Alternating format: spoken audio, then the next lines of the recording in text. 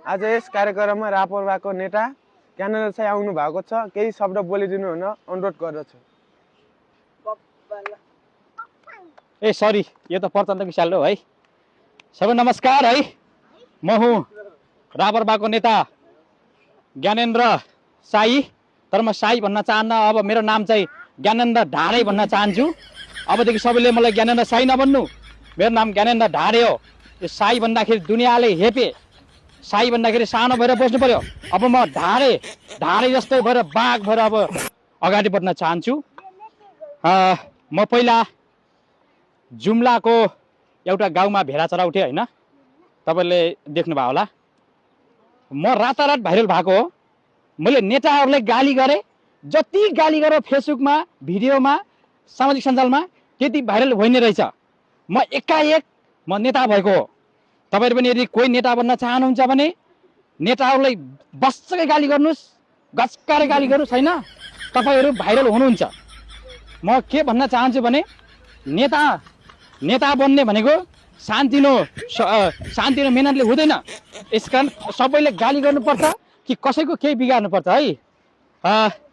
आज यस कार्यक्रममा विशेष उद्देश्य के हो भन्दाखेरि यो गणतन्त्रको हामीले विरोध गर्नुपर्छ।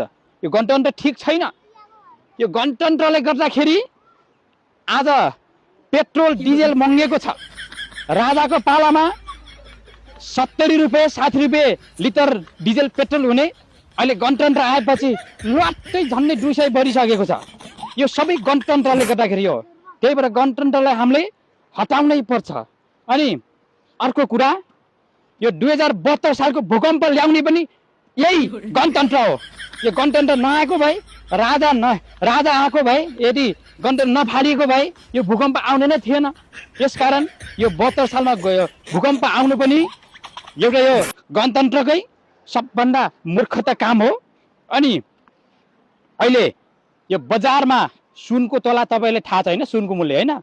सुन अहिले राजाको पालामा 3000 रुपियाँ थियो तोलालाई, अहिले 1,83,000 लट्टै बढेको छ।